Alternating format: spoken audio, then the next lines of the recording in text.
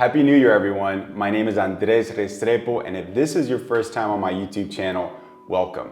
I am a top San Francisco realtor and real estate investor, and in this channel, I also cover Medellin real estate as I'm from there and I own a couple of cash flowing properties in Colombia. Please consider subscribing to my channel if these are topics that you're interested in. In this video, I am going to be sharing with you 3 recent client experiences that I had in the month of December 2023, and this should give you some clues as to what you can expect if you're buying or selling in 2024 here in San Francisco.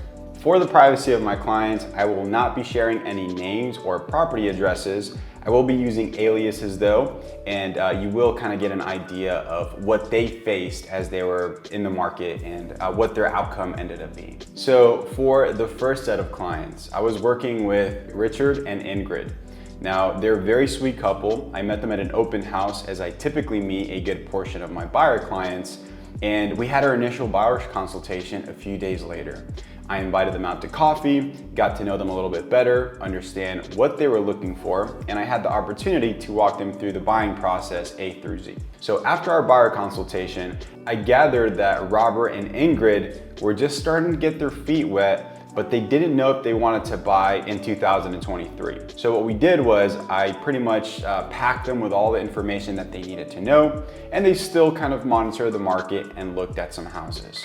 As the months kind of progressed, I checked back in with them and they said, hey Andres, we feel like we're gonna actually wait until next year, 2024 to buy, because we feel like financially we might be in a better position, we might have more money saved up. I said, guys, that's totally cool, I respect it, keep me posted. And that was the last that I heard from them for maybe like a week or two. Fast forward 2 weeks later, they called me and they said, hey, we just saw a house, we absolutely love it, we want to put an offer in it right away. And literally they saw it on Sunday and the property was taking offers on Monday. So a bit of a fire drill, and it just goes to show a lot of the times you might have, like this perfect plan crafted up in your mind, but the right house can come up at any time, and if you're in a position to capitalize on it like they were, then that could work to your advantage. So this property was listed very low. It was listed around 1.2 million. And I checked in with the agent right away to kind of get a bit of a temperature check to see how many offers they were expecting. One of the first things that we always do when analyzing a property's value, especially if it's underpriced, is looking at the comps, because the comps are going to give us the real value of what properties are actually selling for, not what they're listed at, because that can be very misleading here in San Francisco, as agents oftentimes tend to underprice to kind of drive in a lot of buyers and get multiple offers on an offer date, which in other words is essentially a bidding war. So we looked at the comps, and the comps were kind of showing a price for this property, and mind you, it was listed at 1.2 million, but the comps were suggesting somewhere in the 1.4, 1.6 range, somewhere in that sweet spot. And honestly, we were expecting it to go closer to that 1.6 range. And the reason for that was because we didn't just look at the immediate comps, but we also looked at the historic comps. So historic comps are going to be properties that didn't sell within the past 6 months. Maybe they sold within the past year or two, which, as we know here in San Francisco, was peak pricing, especially for single family homes. We saw that the house directly next door had sold maybe like a year or two earlier, and it was a carbon copy of this house. Same exact square footage, same exact year of construction, pretty much same everything. The facade's a little bit different. That property ended up selling at 1.82 million, right? So right off the bat, we were like, holy smokes, this is listed at 1.2, the one next door traded at 1.8. I said, guys, it would not surprise me if this property lands closer to that 1.6 range, right? Because it's a very nice neighborhood. This is Miraloma Park, and it has great views. Property was in amazing condition. So long story short, we ended up submitting an offer. I kind of kept up with the agent. I knew that agent personally, which the relationship definitely helped out. There was a total of 4 offers on the table.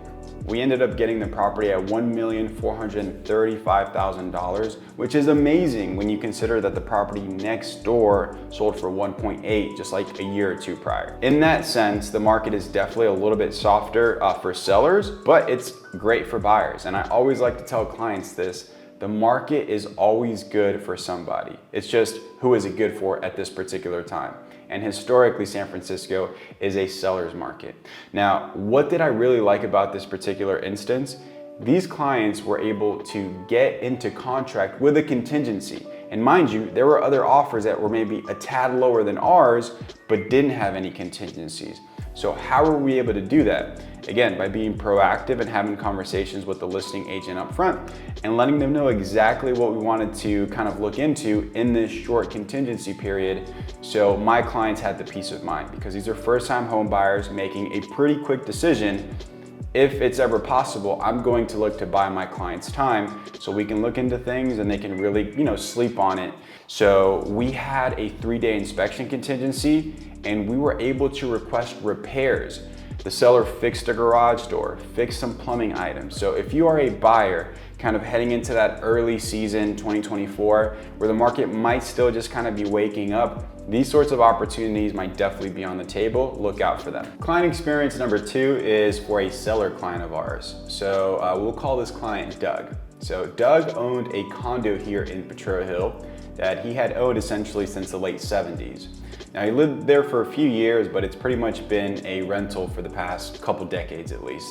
So our client Doug was pretty much tired of being a landlord. He did not want to continue doing that. So his goal was to have a fast sale, and he wanted it to be an expeditious sale. He didn't want any hiccups, and he was very realistic in terms of what he wanted for the property. So when we initially met, he told us that he would be cool taking as low as $900,000 for it.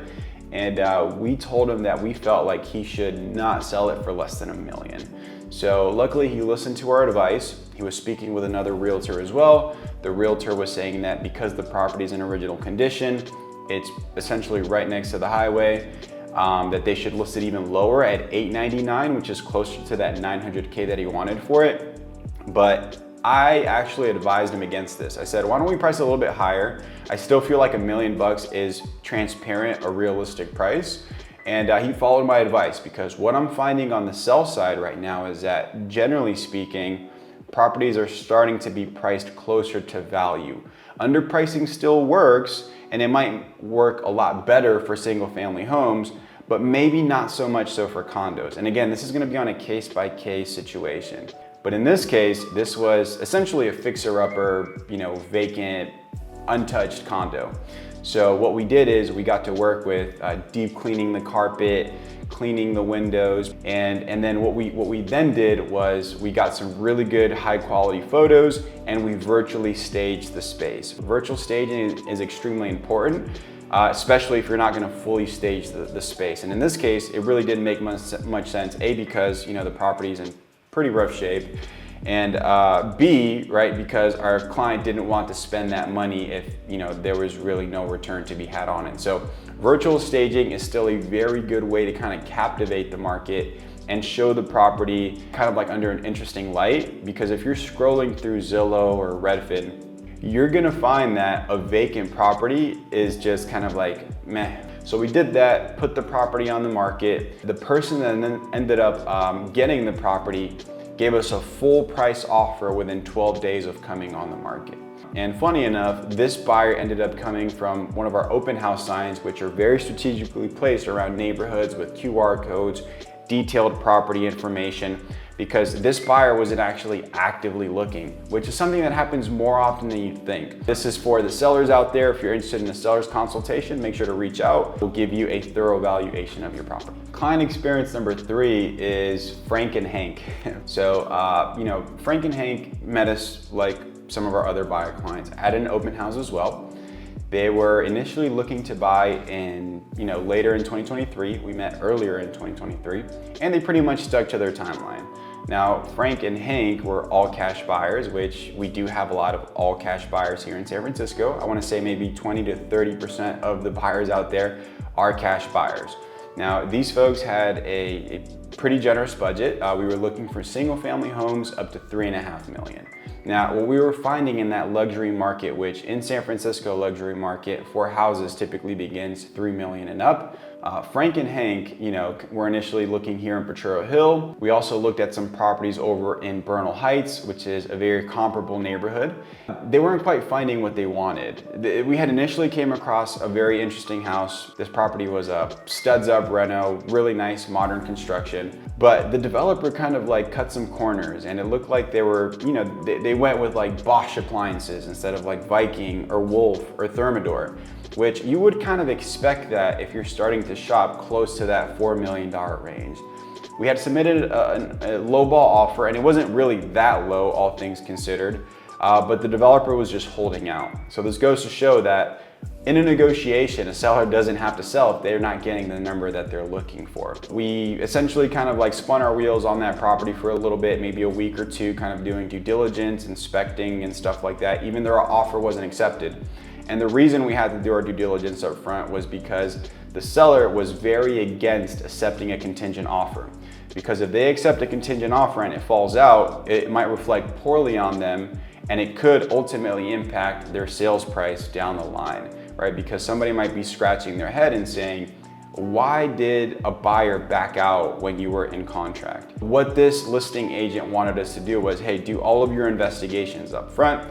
That way you can come back to us with a clean offer, and at that point, we're just discussing price, not terms. We kind of thought about it more, and you know, these guys kind of kept their options open.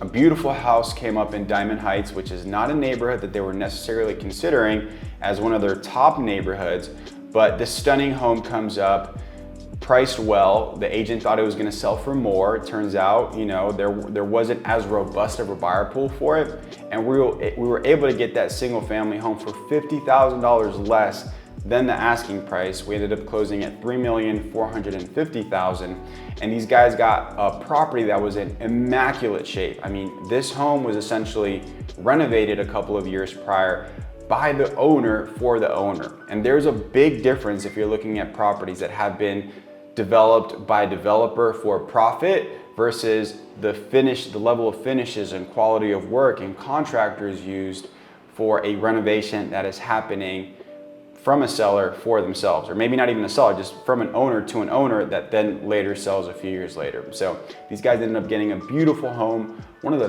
best views in all of San Francisco, hands down, which I think will cause this property over the years as time goes on with that scarcity, because you only have so many homes with that view in San Francisco. That's always gonna be very sought after and very desirable. I hope this gives you guys a little bit of context as to kind of how the year wrapped up. A lot of our clients on the buy side did kind of compete with multiple offers. We have been seeing prices kind of steadily rise. So I feel like that should lead to a more dynamic market going into 2024 with a lot more activity, especially considering that interest rates have pulled back considerably. Almost 1 full point, if not more. I'm seeing 10-year adjustable rate mortgages here with places like Citibank at like 5.8, 5.9%, which we haven't seen anything with a 5 on it for quite some time. Not to mention election year 2024, so the powers that be might try to pull any strings that they can to make the economy seem grandiose and everything is rosy, which could lead to higher stock prices, could lead to lower interest rates, hopefully not to inflation. All right, I hope you guys found value from this video. Don't forget to like it. I will see you guys in the next one.